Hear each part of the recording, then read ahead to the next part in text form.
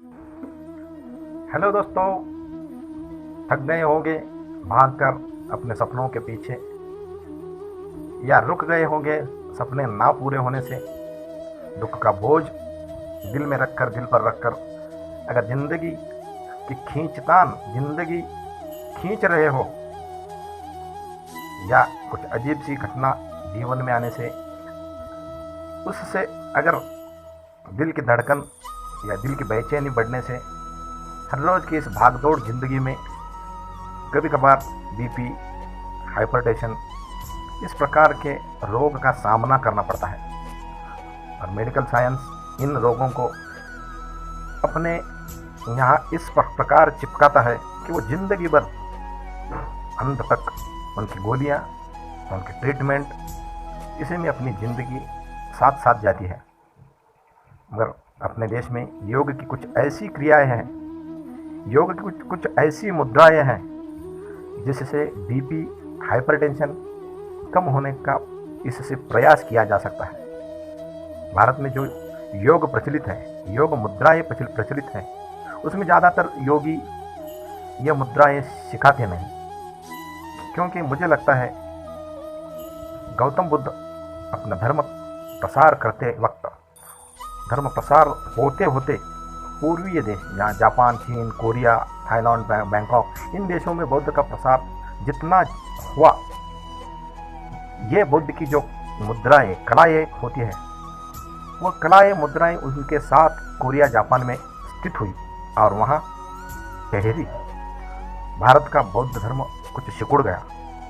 उससे गौतम बुद्ध जिन यौगिक क्रियाओं का अभ्यास करते थे, जिन यौगिक क्रियाओं का इस्तेमाल करते थे, उपयोग करते थे मन शांति के लिए, शांत मन अनुभव करना चाहते हैं आप भी, तो एक ऐसी मुद्रा है, एक ऐसी कला है जो ज़्यादातर कोरिया, जापान, चीन में इसका ज़्यादा इस्तेमाल किया जाता है। हमारे यहाँ के योग शिक्षक कम या थोड़े इस योग क्रिया को जानते हैं, योग क्रिया को बतलाते हैं, योग क्रिया को इस थोड़े सिखलाते हैं। बुद्ध जिस वक्त बौद्ध धर्म जापान, कोरिया में स्थित हुआ, उस वक्त इस क्रिया, बुद्ध ने जो क्रिया सिखलाई, उस क्रिया का नाम है शिवत्सु। ये शिवत्सु क्रिया या कला जिससे आसान है, जिससे इस योग क्रिया में बैठने से अपने दिल की धड़कन या बीपी, हाइपरटेंशन, नब्ज बराबर चलती है। इस शिवत्सु क्रिया को सिर्फ पद्मासन में बैठना है।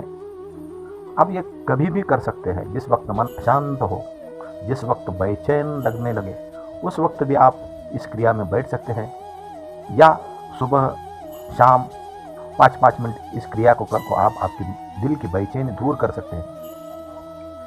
इससे शिवत्सु कला इस प्रकार है, यहाँ अपने हथेली के बीच में जो एक्यूप्रेशर पॉइंट होता है, वो नब्ज पर कार्य करता है, दिल की धड़कन पर कार्य करता है। यहाँ अंगूठा रखने से बायां हाथ फैलाकर कुछ इस प्रकार मुद्रा बनाने से और दाएं हाथ का अंगूठा यहाँ जोर देकर कुछ 2 मिनट बैठने से, और बाद में यही क्रिया दाएं हाथ के हथेली पर बाएं हाथ के अंगूठे से दबाकर रखना 2-2 मिनट। अपने हाथों पर अंगूठे से उस पॉइंट पर, उस जगह पर हल्का सा प्रेशर डालिए, आँखों को बंद कीजिए और उस प्रेशर की तरफ ध्यान देकर आप अपनी सब चिंताओं को भूल जाइए। अपना सब ध्यान हथेली की वो जगह जहाँ अंगूठे से प्रेशर दे रहे हो, उस प्रेशर की अनुभूति कीजिए। उस प्रेशर या उस दाब की तरफ ध्यान खींचना चाहिए। बेचैनी दूर होती है, अपने दिल की धड़कन या नब्ज का कार्य सुव्यवस्थित हो जाता है। मेडिकल साइंस बतलाता है कि 1 मिनट में 72 प्रकार ठोके अपने यहाँ नब्ज के होने चाहिए। मैं दावा तो नहीं कर सकता, और बौद्ध की इस क्रिया पर मेरा विश्वास है।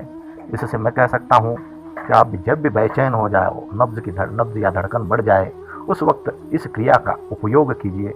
इस क्रिया में 5 मिनट बैठने से मैं विश्वास से कहता हूँ कि आप शांत हो जाओगे, दिल शांत हो जाएगा। क्योंकि बौद्ध शांत होने के लिए तो अपना राजमहल छोड़ के जंगल में गए थे। कुछ उनकी जो मुद्राएं थी, उन मुद्राओं का उन्होंने अभ्यास किया, उन मुद्राओं में बैठे अंतिम सत्य की खोज में। और अंतिम सत्य की खोज करते वक्त उन्होंने जिन मुद्राओं का अभ्यास किया, जिन मुद्राओं में की तैयारी उन्होंने की, उसमें की यह एक मुद्रा है जो कोरियन या जापानीज भाषा का शब्द है श्यूत्सु। ये श्यूत्सु कला, ये सीखने से आप भी अपने दिल पर काबू रख सकते हैं, दिल को काबू में कर सकते हैं, शांत हो सकते हैं। गोलियों की भरमार से या मेडिकल की भरमार से मैं विश्वास से आपको या विनंती पूर्वक बतलाता हूँ कि बौद्ध की यह क्रिया जो पूर्वीय देशों में, जापान, कोरिया में इस्तेमाल की जाती है, पद्मासन में हम सिर्फ बैठते हैं कुछ अन्य योग मुद्राओं के साथ। और ये श्यूत्सु कला, श्यूत्सु मुद्रा, इसमें बैठने से बीपी नॉर्मल होता है, हाइपरटेंशन कम होता है, मन शांत हो जाता है। अगर आप इसमें बैठने से आपके दिल को सुकून या शांतता मिल गई तो समझ लीजिए कि मेरा ये वीडियो बनाने का प्रयास आपके दुख को हरण करने के लिए कुछ कामयाब हो गया। मैं अगर मेरे विचार और ये कला, जो मुद्राएं मैंने आपको दिखलाई बतलाई है, उससे आपको कुछ फ़ायदा हुआ तो मेरे चैनल को लाइक कीजिए, सब्सक्राइब कीजिए, अपने परिजनों को बतलाइए। नमस्ते।